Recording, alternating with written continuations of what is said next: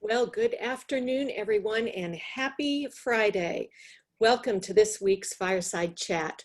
I'm Lisa Stearns. I am here, of course, with Dr. Tim Cross, our Senior Vice President. We will be updating you today on the latest information regarding our COVID-19 cases, both within the university and institute. And we'll be talking about some changes that have been made to our guidelines. And then, of course, we will be taking your questions. But first, a few reminders, as always. Please keep your audio muted so that everyone can hear the conversation. And of course, there is the chat function for you to use to ask questions. You can post them publicly, or you can send them privately to me, and we'll make sure to get to as many as we possibly can. A recording of this session is always made and posted to the UTIA coronavirus website. You can find that link on our new homepage, which is utia.tennessee.edu. So we'll jump right in, and Tim, students are officially back on campus. So what does the situation look like as far as cases and how those are being handled? Thanks for kicking us off again, Lisa, and welcome everyone. As usual, it's great to see you, and appreciate those of you that have taken the time to join us today.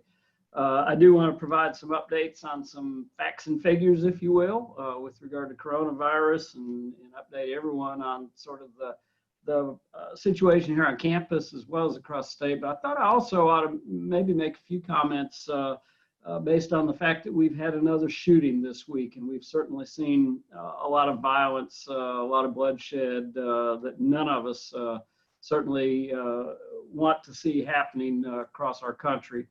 And it reminded me that I haven't done much of an update with the group lately with regard to the Institute's efforts related to diversity and social justice. So I want to tell you to be on the lookout the next few days for an announcement of the new director position that we've established, a director for diversity, equity, and inclusion for the UT Institute of Agriculture. This will be the first time we've had such a position. And it's probably long overdue in some respects, but the good news is we've got that put together.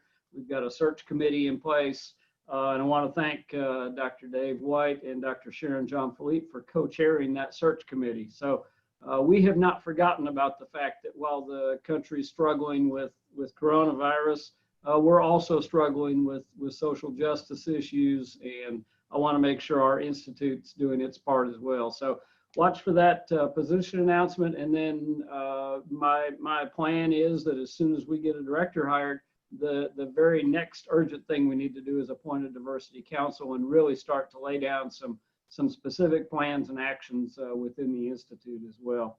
So I know that doesn't directly answer Lisa's question, but I wanted to make sure and work that in this afternoon before I got myself off track. So coming back to Lisa's question, what is the situation both on campus here and across the state? Well, let me just share a few facts, data points with you, and most of these you can find yourself if you really want to stay up on things. They largely are available at the UT Knoxville website that indicates the number of positive cases and the number of self-isolations among employees and among students. So let's start with the University of Tennessee as a whole. In terms of the Knoxville area, including the Institute of Agriculture, across the whole campus, and that includes our off-campus locations. There are currently 6 positive cases among employees, and there are currently 143 positive cases among students. So that's the current numbers in terms of positive cases. And then if you take that a little further and say, all right, that's how many positive cases there are, those individuals have likely had direct contacts with others in the organization, or there may be individuals who have had direct contacts with positive cases outside of our campus. What do those numbers look like? We currently have 70 employees in self-isolation and 774 students in self-isolation. So those sound like some big numbers, and particularly the 774 students in self-isolation Remember that those include not only students who may be experiencing symptoms, but the largest portion of them are actually students who believe they have had direct contact with someone that is a positive case, or they've been listed as a direct contact for someone that has a positive case of COVID-19.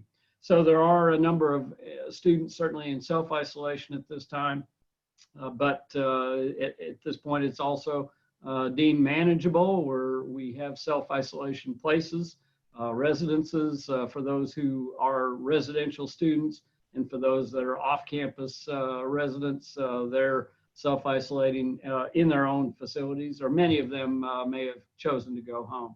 So that's the overall numbers, statistics, if you will, for the university. And again, those figures include not only UT Knoxville, but also the Institute of Agriculture. So if you probe down just a little bit in those numbers, I said there were 6 positive cases among employees across both UTK and UTIA. Among those 6, there is currently only 1 positive case that is a UTIA employee. So 1 out of 6 is a Institute of Ag employee. And then we have, out of the 70 employees in self-isolation, 12 of those are employees within the Institute. So our numbers remain very, very low, and actually showing no sign of increasing at this point. That's good news. We don't want any cases, but managing to have only 1 positive case is certainly good. And while I certainly can't share the specifics about that case, it's an off-campus case at this point. So on campus, we actually have no positive cases currently among UTI employees. If you look nationally, the US, things seem to be improving. We're not getting better overnight, certainly, but the trend is that the 7-day average number of new cases is decreasing. We've been seeing on average 50,000 or more cases a day, and now we're down closer to 40,000 cases per day. So that, again, is a very large number of cases. However, the trend is decreasing rather than increasing, and that's certainly good news. And if you look even further, or look a little more closely at our state situation, in Tennessee, we're seeing basically the same trend, that the overall average number of new cases is decreasing.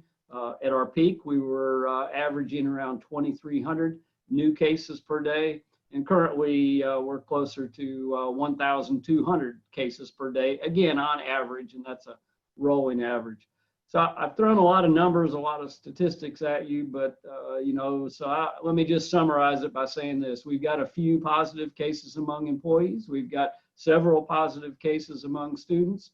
We have a lot of students in self-isolation, but that's in a manageable sort of caseload at this time. Very low numbers of positive cases and self-isolations within the Institute. And nationally, and here in Tennessee, the trend is starting to look much more positive. So wrap that question up with those remarks.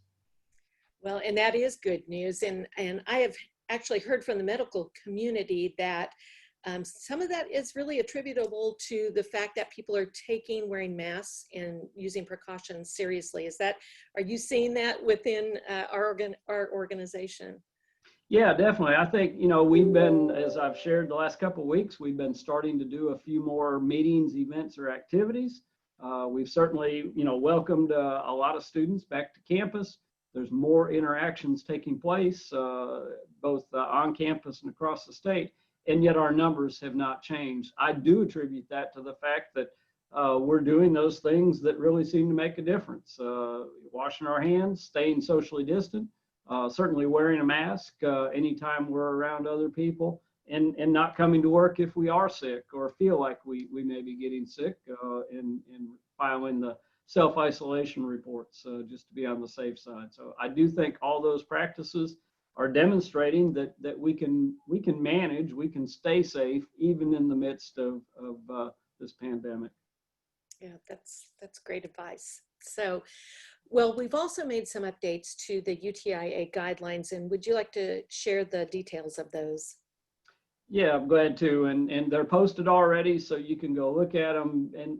Honestly, the changes are pretty small, all in all. There's one sort of specific change, and that is we had established that international travel would be restricted through September 30th of this year. It's now clear that international travel is not going to be possible anytime soon. So in conjunction with UT Knoxville, we've extended the international travel restriction through December 31st, 2020. Now, in saying that, there's also always been in place an opportunity to submit a request for an exception to that restriction, and that exception process is still there. So if there's really, really high priority travel that needs to be done to an international destination, that can still be submitted as a request for an exception. But in general, I think we're going to see that international travel really isn't largely feasible anyway, given the current status of coronavirus here in the US. And so we're going to extend that travel restriction through the end of this calendar year at this point in time. Domestic travel remains available, but it does require pre-approval. So don't make any, reservations, pay any registration fees or anything else until your domestic travel outside of the state of Tennessee is approved in advance. Otherwise, the changes we made in the guidelines are really removing some guidance that was no longer relevant or needed. Some of it dated back clear to March. And simply making sure we were in line with university guidance, with state guidance, and with CDC guidance. And I think we've got things very, very well aligned in all cases. Let me just also use this opportunity to remind everyone that if you either feel that you're starting to exhibit symptoms, or if you feel you've been in direct contact with someone that is a positive case, you should report that to your supervisor, and you should complete the self-isolation form, which is online, and it's linked both in the guidelines, and it's linked on the UTIA website as well as the UTK website. So it's really important that you do that. If you're on campus, that triggers the facilities response that either closes the space that you might have been in or provides deep cleaning in that space. It also, of course, keeps our leadership team informed as to what our status is and who may be impacted. It enables your supervisor to make plans for any responsibilities that need to be covered. So just a reminder there, no change, but just a reminder, continue to report using that self-isolation form if you need to. And something that we haven't really stressed, but which I'm now realizing is almost equally important, if you are required to self-isolate, or if you choose to self-isolate because of a direct contact, you need to also let us know when that isolation period is complete. And that may be the result of advice or recommendation from your healthcare provider, or it may simply be that the period of time has passed, but it's getting very difficult to track who's still actively in self-isolation, because we can't rely upon just the number of days that have passed. If it's someone exhibiting symptoms, we need to be assured that they're no longer exhibiting symptoms, no longer symptomatic. So both reporting on that form and then reporting to your supervisor or communicating with your supervisor that the self-isolation period is complete. Those are two really critical things to help us manage better and to support you better as well.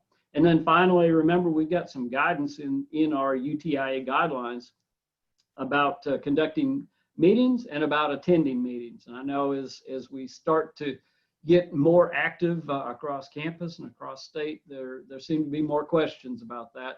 The guidance that's out there hopefully will help you, and if necessary, conversation with your supervisor, determine when it's appropriate to conduct a meeting or when it may be appropriate to attend a meeting that perhaps you've been invited to attend. We don't have a blanket prohibition on either conducting or attending meetings. What we say is you should attend them if it's necessary, if it's helpful or valuable, and if it can be done safely. And then there's a number of questions or conversation points around those meetings to help make that decision and determine whether it is an opportunity that should be pursued or not. And that's pretty much all the updates that we have. The rest of the guidance really hasn't changed. And, you know, I think everyone actually should feel good about that. Changing guidelines on a frequent basis means we're in a very shifting, dynamic, fluid situation. And really our guidelines haven't hardly changed since about June at this point. So that's good. That means our situation's more stable and we are able to really respond and adapt to the situation that we're facing. And we're doing so productively and positively without increasing our number of cases. So again, that's a very positive outcome as far as I'm concerned. And Tim, that self-isolation form is on the coronavirus website? It is, yes. We could actually screen share if we wanted, but I believe it's also actually linked in our guidelines. There's a link there as well. So you can get to it from a number of different places. Great. So just a reminder to everyone, we are ready to take questions. I am going to ask one, and that is just a clarification for everyone on in-state travel, because we do get a lot of questions about that. But in-state travel, there are no restrictions. Is that correct? There are, let me see how to answer that. There are no restrictions against travel. What there are requirements as to how you travel. So we're not going to pile 10 people in a 6-passenger van and you know, troop across the state. We've got to be smart. So we're not going to restrict travel, but we are going to require that you do it safely. And if you're using a university vehicle, again, there's guidance about what that entails. Basically, for a automobile, the maximum is 2 people in an automobile, 1 in the front seat, 1 in the back. For a van, I think the limit is 4, for a minivan, if you will, and so forth. So all of that information is spelled out, and you'll want to follow that if you're going to be using a university vehicle. In your personal vehicle, obviously, you know, you've got to make those decisions yourself. But let's remember that you're supposed to be 6 feet apart from anyone that you're interacting with. You're supposed to be wearing a mask if you're near someone else and exposed. All those guidance requirements still apply even if you're traveling. And then there's a lot of information available about how to travel safely. CDC has an extensive amount of information about that. Think about, you know, when you're traveling across the state and you're stopping to fuel up, think about the surfaces you're touching, when you have an opportunity to wash your hands or use some type of hand sanitizer. You know, there's ways to do it and again, stay safe in the process. So lodging, there's considerations as well, restaurants and so forth. So all of that still is really required to be adhered to, but we're not restricting travel. So that may sound like I'm speaking out of both sides of my mouth, but do it safely. I think that's the real answer. Great. Well, actually, that's a great segue into a question we've received, and that is the CDC recently eliminated the 14-day self-isolation guideline for out-of-state domestic travel. Has our policy changed with the CDC change? It hasn't. And actually, the CDC has caught up to us, I think, because we had not required a 14-day self-isolation period. We had suggested, and still in our guidelines, the suggestion is visit with your supervisor, talk about where you've been, how you traveled, what your accommodations were as you traveled, who you came into contact with, and whether it was an area that had a lot of positive cases or not, and then make a determination what makes sense, if it's all right to return directly to the workplace, or if you should work remotely for 14 days. So, and I think that's precisely what CDC is suggesting as well, that you don't absolutely have to self-isolate, but if you've been to a hot spot, if you will, if you've been in direct contact with others, certainly then self-isolation is really important in those cases. Well, Tim, either you have just answered every possible question that could ever be asked, or We have a group that is really anxious for the weekend. So, Well, aren't we all anxious for the weekend? Although it looks like it could be a little soggy this weekend. Hopefully, we won't see any damaging weather like they experienced down in Lake Charles. So absolutely. we'll see how that plays out. We do, actually, another question just came through. Parking lots are quite accessible now. Any estimates on the percentage of faculty back on campus and the percentage of time per week on campus? And do you have just a general expectation for them? No, it's a great question. So, my perception is we probably got about 20 to 25% of our employees back on campus, somewhere in that range. And that's partly by looking at our parking lots. That seems like about the amount of vehicles I'm seeing. And what I'm also seeing, though, is not the same vehicles every day. And so when the question about, well, what percentage of our workforce is back, I think it's much higher than that, but it's on a rotational basis or a staggered basis. And that's what we want. We don't want, all hands on deck, and then we have some outbreak actually occur that does spread in spite of our best intentions. And then we're all forced to be offline or at least working remotely. So I think we're at a good place. My sense is our offices are open and accessible as we said they needed to be. I have yet to have anyone contact me to say, gosh, I needed some help and no one was available or no office would respond. I think you all have been doing a great job providing education, research, and extension, clinical services to the people that need it. If there's complaints out there, they're not making their way to my office. So I believe that's an indication that we're at a good level, that we're providing the accessibility and the support that's needed. And I'd say let's keep on what we're doing because thus far, I think it's been very positive.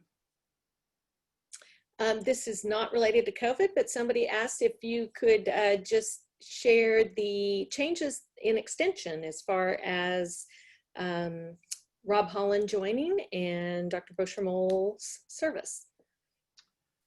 I'm really not sure how to respond to anything that's not COVID. Let me think here. Well, certainly those of you in extension, I know have seen the announcement that Dr. Bushamol has opted to return to the faculty, into a faculty role in the Department of Biosystems Engineering and Soil Science. He's done a great job for the past 3+ years, really provided excellent leadership there. I know Mike will be missed in that role, but we're glad to have his continued contributions to the Institute through the department. Coming in behind Mike, we have Rob Holland from the Center for Profitable Agriculture. Rob's got a great background with extension. First got to know Rob when I came in 1994. He was working here in Jefferson County as an area specialist. And from there, he's gone on to lead the Center for Profitable Agriculture over in Spring Hill.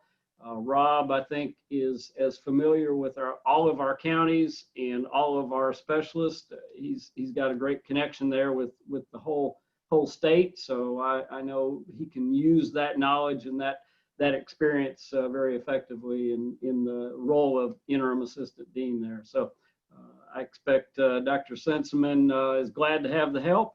I expect Dr. Bushamol is glad to have the relief, and I expect Mr. Holland is looking forward to a challenge. So I'm not sure if any or all of them might be on today, but I know those changes have occurred, and just want to thank Dr. Senseman for his continuing good leadership of Extension, working as a member of the Dean's office and our executive committee.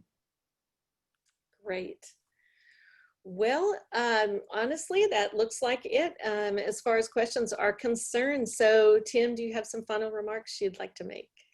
Oh, just a few. I always try to wrap up on a positive note, but really, by and large, I feel like our discussion today has been pretty positive. So I'm not sure I need to give my usual pep talk, but let me just say how fortunate I have felt to work with a group that really just rolls up their sleeves, comes to work, does what's needed. And when I say comes to work, that may be remotely, but really, shows up, does what's needed, responds to students, responds to clients and customers, responds to our research partners, and just really all of you have done a great job keeping things moving. So thank you for that. As far as our discussion today, I told Lisa, I suspect our chats might start getting a little shorter, and that's a good thing because that means we're not developing all new things. We're not rolling out all new approaches. We're really simply moving ahead with what's in place. We're staying up to date, and I want to have these opportunities to keep you informed. But I honestly hope we don't have hours and hours worth of discussion that we have to share with you to update you on new or upcoming items. I'd like for us to really have the ability to focus even more on our day jobs, if you will, and really move ahead in the coming years. I'll wrap up by saying we've got an interesting chat plan next week. We're going to hear from some students. I thought, we got students back on campus. We're doing more 4-H events with students. Maybe we ought to hear what their experiences have been like, and we might learn a few things from them as well. So we'll have a group join us next week, invite them to make some remarks, and give you a chance to ask them questions as well. So that's a plug for next week's program. And with that, I'm just going to say thanks for all you do. As usual, have a great weekend. Stay dry, stay safe, and stay healthy. Sounds great. Thanks so much, Tim. And thanks everyone for joining us. Have a great weekend.